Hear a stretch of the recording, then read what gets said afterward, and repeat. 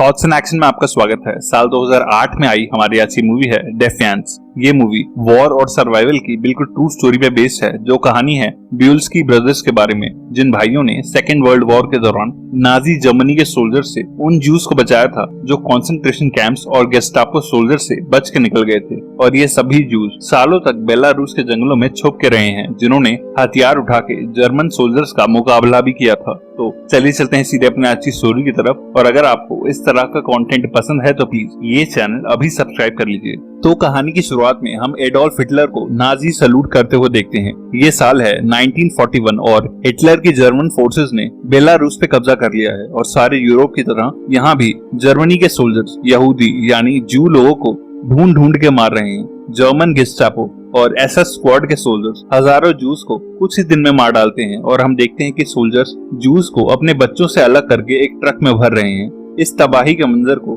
दो सगे भाई ज्यूस और अजाइल छुप के देख रहे होते हैं और जब सभी जर्मन सोल्जर्स वहां से चले जाते हैं तब वो दोनों बाहर आते हैं और देखते हैं कि जर्मन सोल्जर्स ने उनके पेरेंट्स, नेबर्स और डॉग को भी शूट करके मार डाला है। और वो केयरफुली अपने घर के अंदर जाते हैं और अपने घर के लकड़ी के फ्लोर के नीचे उन्हें अपना छोटा भाई एरन मिलता है। एरन छुपने की वजह से उन सोल्जर से बच गया था और वो अभी भी बेहद डरा हुआ होता है। तीनों भाई कुछ टूल्स और खाने की चीजें इकट्ठा करके जंगल की तरफ जाने लगते हैं और ज्यूस जाने से पहले अपने फादर की एक पुरानी नाइफ उनकी निशानी के तौर पे रख लेता है। तीनों भाई जंगल में भाग जाते हैं और अपने पेरेंट्स की डेथ पे बेहद अपसेट होते हैं। अगले दिन एक आदमी इन्हें सोते हुए पत्थर मार के जगाता है और हमें पता चलता है कि ये आदमी इन तीनों ब्यूल्स्की भाइयों का सबसे बड़ा भाई है, जिसका नाम है टूविया। अब चारों भाई यूनाइट होकर जंगल के और अंदर चले जाते हैं। एक दिन जब टूविया, ज्यूस और अजाइल एक बॉनफायर पे बैठे होते हैं तब उनसे कुछ दूर उनका छोटा भाई एरन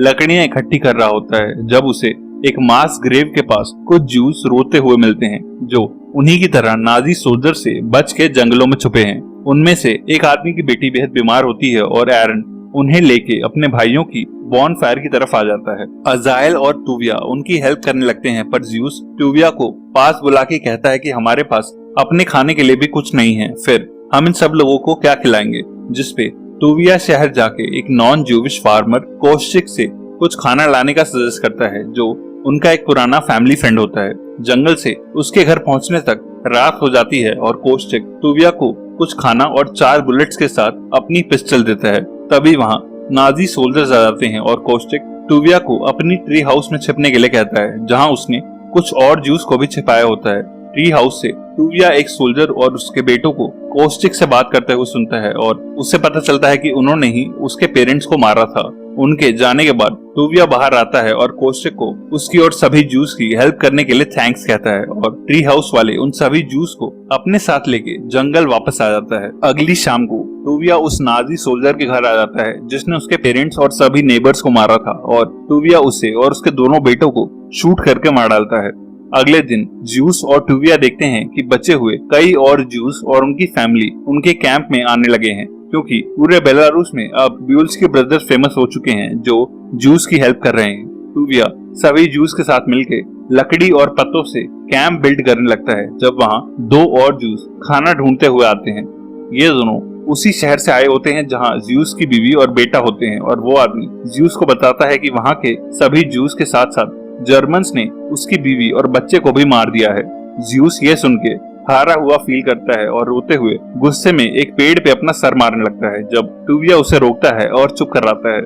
बदले की आग से पागल होके ज्यूस टूविया से कहता है कि हमें जल्द ही बदला लेना होगा और टूविया उसके और कुछ आदमियों के साथ जंगल से बाहर आता है। ज्यूस आसपास के उन सभी गांव वालों को मार देता है जो नाजी सोल्जर्स की हेल्प कर रहे थे और साथ ही वो उनसे राशन और जरूरत की चीजें भी छीन लेता है। सेम रात को उन्हें जंगल की पास वाली रोड पे कुछ जर्मन सोल्जर्स दिख जाते हैं और ब्यूल्स्की ब्रदर्स और उनके कैंप के कुछ और आदमी उन्हें घेर के मार डालते हैं और उनके हथियार और अल्कोहल बॉटल्स लूट लेते हैं। पर उसी रोड पे एक सोल्जर से भरा हुआ जर्मन ट्रक भी आ रहा होता है, जिसके सोल्जर्स उन्हें देख के फायरिंग शुरू कर देते हैं। फायरिंग में कुछ ज्यूस मारे जाते हैं और अजाइल अपने भाइयों से बिछड़ जाता है। ज्यूस और टूविया कैंप में वापस आ जाते हैं और अगली सुबह 2 ज्यूस के मरने और अजाइल के मिसिंग होने से अफवाहें फैलने लगती हैं और सभी लोग पैनिक करने लगते हैं, जिसपे टूविया उन सबको एक यूनिटी की स्पीच देता है और समझाता है कि अगर वो सब जीना चाहते हैं तो उन्हें साथ मिलके इसी जंगल में रहना पड़ेगा, क्योंकि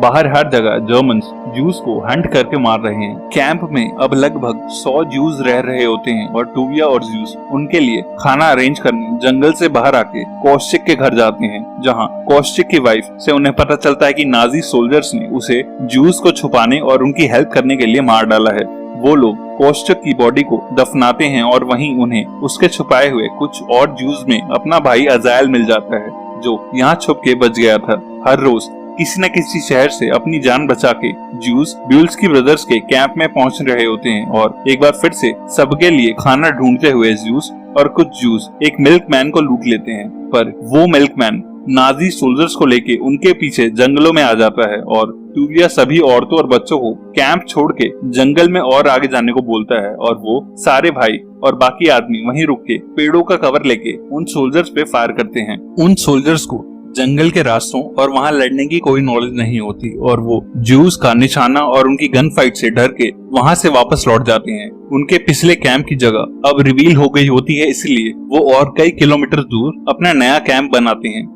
एक सेफ जगह पहुंच के जब सारा ग्रुप रेस्ट करने लगता है, तब टूविया और जूस उस एरिया को स्काउट करने लाते हैं, जहां उनका सामना सोवियत रशिया की रेड आर्मी के सोल्जर से होता है। रशियन सोल्जर भी इसी जंगल में रह के जर्मन सोल्जर से लड़ रहे होते हैं और वो उन दोनों को अपने कैंप में ले जाके अपनी बटालियन के कमांडर विक्टर से मिलाते हैं। कमांडर विक्टर टूविया को आसपास के गांवों को ना लूटने के लिए बोलता है, क्योंकि उनकी बटालियन का राशन और सप्लाईज भी वहीं से आती हैं, पर वो उन दोनों या उनके कैंप में किसी को भी हार्म नहीं करता, क्योंकि उनका और ज्यूज का एक ही कॉमन दुश्मन होता है, जर्मन सोल्जर्स। कैंप वापस आके टूविया देखता है कि सभी लोग मिलके एक नया और बेटर कैंप बना रहे हैं और अब भी कई नए ज्यूज रोज अपनी जान पे खेल के जंगल में छिपते हुए उनके कैंप्स तक पहुंच रहे हैं। ज्यूस कहता है कि इतने सारे लोगों का रहना और खाना अरेंज करना हमारे लिए पॉसिबल नहीं है, और वो टूविया को भी एक बुज़दिल कहता है, क्योंकि वो उसी तरह जर्मन से बदला लेने का नहीं सोच रहा। वो दोनों सबके सामने ही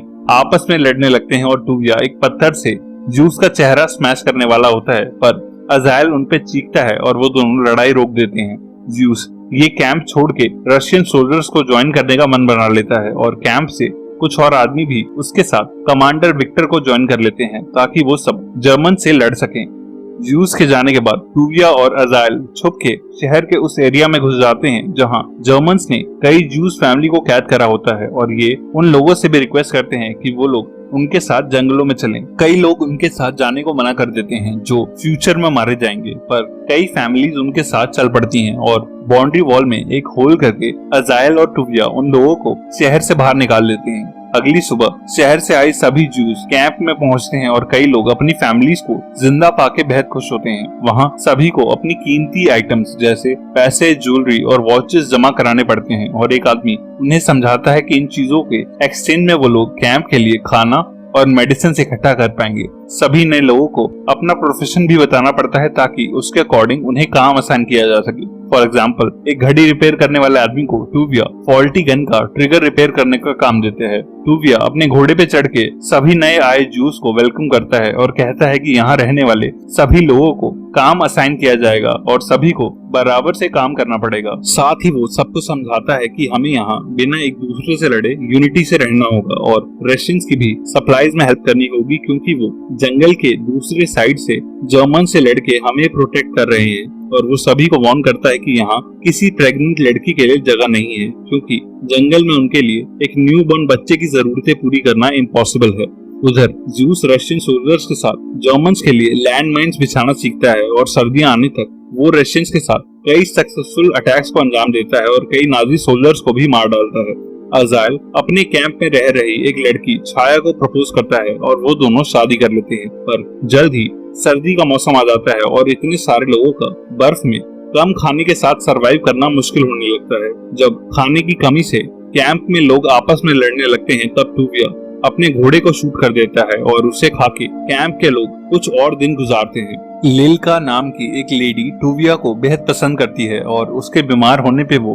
खाना ढूंढ के लाने के लिए अपना नाम वॉलंटियर करती है और टूविया उसे अपना कोट और गन देता है, पर जब वो कैंप वापस आ रही होती है तब एक भूखा डॉग उस पर अटैक कर देता है और वो टूविया की दी हुई गन से उस डॉग को मार के अपने साथ कैंप ले जाती है। बीमार लोगों की बढ़ती गिनती देख के टूविया कमांडर विक्टर के रशियन कैंप में आ जाता है और उनसे कुछ दवाइयां मांगता है, जहां वो कई महीनों बाद जूस को भी देखता है, पर कमांडर बढ़ती सर्दी और दवाइयों की शॉर्टेज देख के उसे मना कर देता है। जूस उससे कहता है कि शहर के पुलिस स्टेशन में हमें दवाइयां मिल सकती हैं और हम वहां जर्मन्स का एक लौता ट्रांसमीटर भी डिस्ट्रॉय कर सकते हैं। वो अपने 2 आदमियों के साथ उस पुलिस स्टेशन जाते हैं, पर जूस नोटिस करता है कि टूविया की तबीयत ठीक नहीं है और वो उसे बाहर कार में ही वेट करने को बोलता है और अपने दोनों आदमियों के साथ अंदर चला जाता है। जूस और उसके आदमी रेडियो ट्रांसमीटर तबाह कर देते हैं और वहां से ढेर सारी दवाइयां भी चुरा लेते हैं, पर शूटआउट में पुलिस वाले जूस और उसके आदमियों को गोलियां मारते हैं और अपने साथियों के मरने के बाद जूस दवाइयां लेके बेहद मुश्किल से टूविया के पास वापस आता है, क्योंकि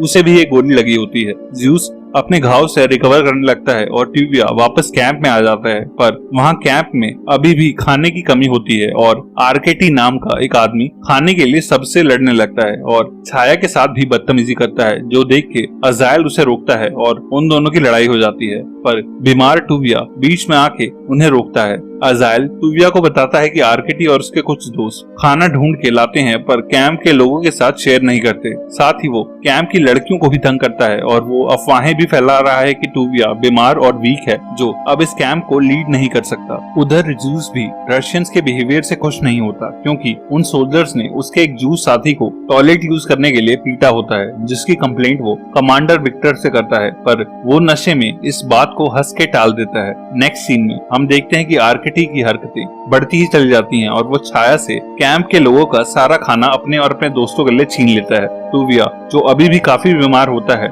आरकेटी को ऐसे करता देखता है और अजायल का चेहरा देख के नोटिस करता है कि उसे किसी ने मारा है। आरकेटी कहता है कि आज से कैंप का नया रूल है कि हथियार रखने वाले फाइटर्स को ज्यादा खाना मिलेगा और वो टूविया को इस कैंप का लीडर मानने से मना कर देता है। इस विद्रोह को बढ़ता देख के वीक टूविया उसकी बात सुन के पीछे मुड़ता है, पर कुछ सोच के वो आरकेटी को गोली मार देता है और उसके दोस्तों को भी समझाता है कि खाना सब में बराबर ही डिवाइड होगा और जिसे ये रूल पसंद नहीं है वो कैंप छोड़ के जा सकता है। इसके कुछ दिनों बाद फाइनली टूविया का बुखार ठीक होने लगता है और वो नोटिस करता है कि लिल्का ने उसकी बीमारी में काफी टेक केयर करी है और वो दोनों जल्द ही एक दूसरे से रोमांटिकली इन्वॉल्व हो जाते हैं। सर्दियां अब खत्म होने लगती हैं और कई महीनों बाद फाइनली धूप निकलती है और सारा कैंप 1 साल कंप्लीट होने की खुशी में एक ग्रुप फोटो क्लिक करवाता है। मौसम ठीक होने की वजह से कैंप की लेडीज एक लेक पे नहाने जाती हैं और लेल्का तमारा नाम की एक लड़की को भी इनवाइट करती है, पर तमारा नहाने के लिए मना कर देती है। लेल्का नोटिस करती है कि तमारा बेहद डरी हुई है और वो उसे बताती है कि वो प्रेग्नेंट है और अब वो शायद अपनी बॉडी को ज्यादा दिन तक नहीं छुपा पाएगी।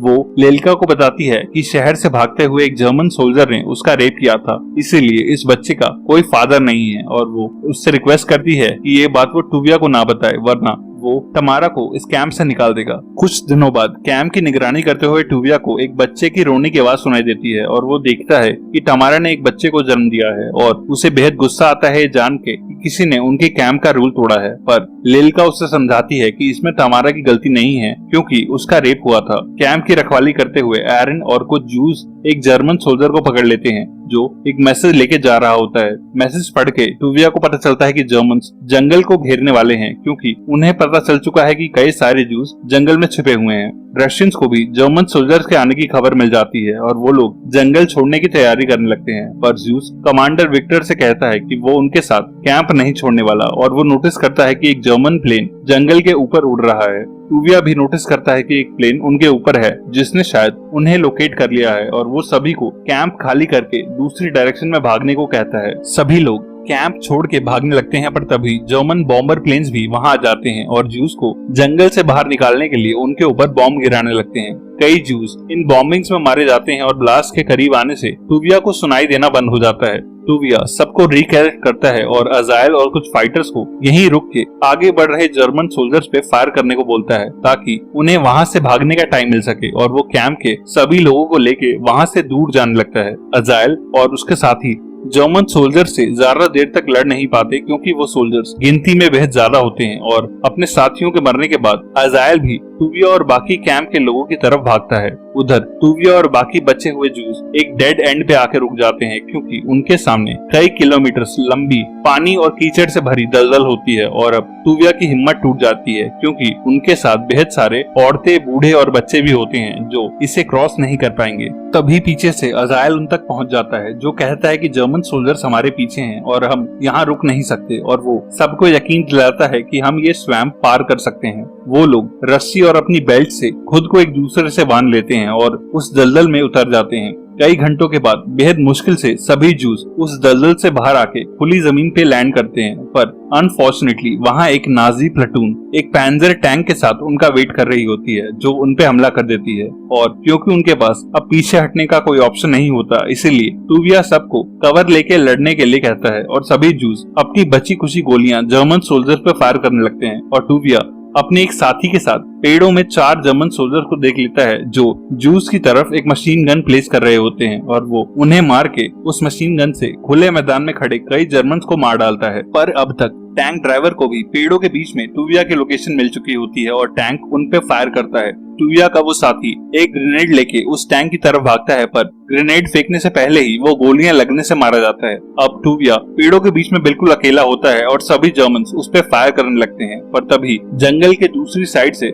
जर्मन सोल्जर्स पे फायरिंग होने लगती है क्योंकि ज्यूस अपने कुछ साथियों के साथ वहां पहुंच गया होता है। ज्यूस सभी जर्मन्स को मार डालता है और एक ग्रेनेड टैंक के अंदर फेंक के उस टैंक को भी डिस्ट्रॉय कर देता है। जर्मन्स को हरा के सभी जूस चैन की सांस लेते हैं और चारों बिल्स्की ब्रदर्स फिर से एक साथ मिल जाते हैं और सभी को लेके वापस जंगल में चले जाते हैं। और मूवी के एंड में हमें दिखाया जाता है कि वो सभी 2 साल और उस जंगल में रहे जहां उनकी गिनती 1200 तक बढ़ गई और उन सब ने जंगल में ही अपना एक स्कूल और हॉस्पिटल भी बनाया। लास्ट फ्रेम में हमें बताया जाता है कि वॉर खत्म होने के बाद अजायल ने रशियन आर्मी ज्वाइन कर ली और वो कुछ दिनों बाद मारा गया और छाया और अपने न्यूबॉर्न बच्चे से भी नहीं मिल पाया। ज्यूस न्यूयॉर्क चला गया जहां उसने एक ट्रांसपोर्ट बिजनेस शुरू किया और टूविया ने भी कुछ साल बाद उसे ज्वाइन कर लिया और उसने लिल्का से शादी कर ली। ब्यूल्स्की भाइयों को इतने लोगों की जान बचाने के लिए कभी कोई रिकॉग्निशन या अवार्ड नहीं मिला और उनके बचाए हुए उन लोगों की जनरेशन आज भी जिंदा है जिनकी गिनती आज हजारों में है।